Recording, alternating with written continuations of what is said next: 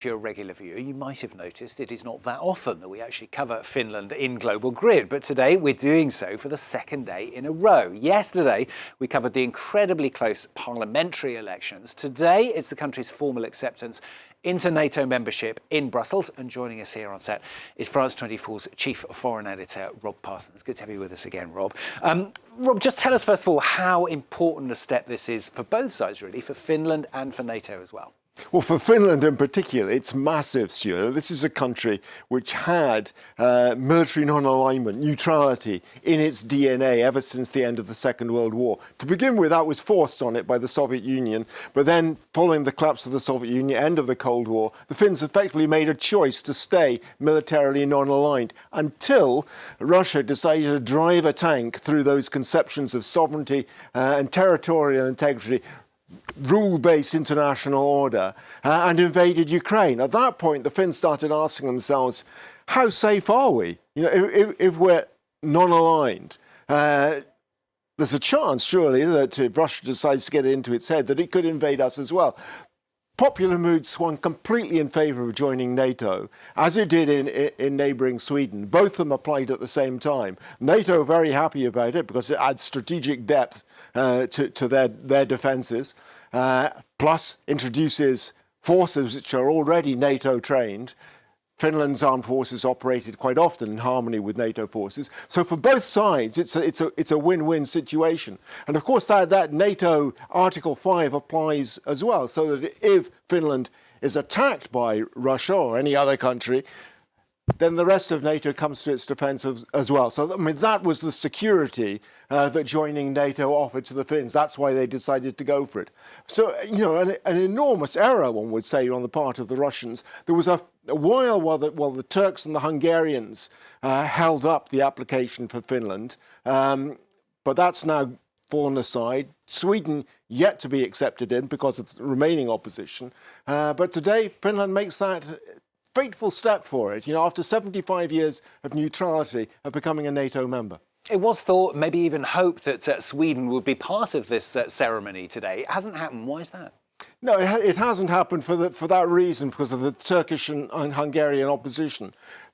Sweden is slightly different from Finland in the sense that it has a very large Turkish and Kurdish minority, both of which have come from Turkey, were often faced harassment of one kind or another, political inside Turkey, have sought refuge in Sweden. There are around about 100,000 Kurds who live in Sweden. That's close to 1% of the total population of the country. Many of them belong to political organisations that are regarded by the Turkish government as terrorist.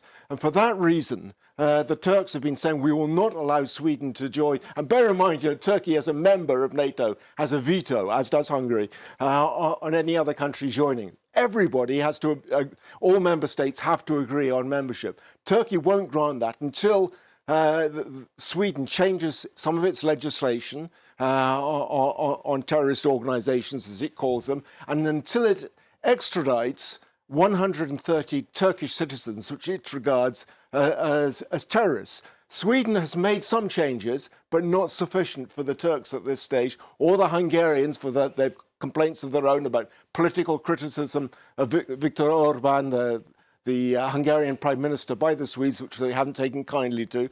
But it's thought that once the elections are over in Turkey, coming up in May, President Erdogan may take a slightly softer approach, if he's still president, that is, to the application. And that once Turkey agrees to Sweden joining, that it's almost certain that Hungary will follow suit. Yeah, I want to watch over the coming weeks. What about Russia then, Rob? Any reaction from them? Well, yes, I mean, basically the Russians are inevitably going to be very upset about this. It changes an awful lot for them.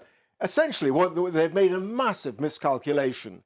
They invaded Ukraine on the argument that they were preventing further expansion of NATO. There was never any great likelihood that Ukraine was going to be allowed entry into NATO in any case.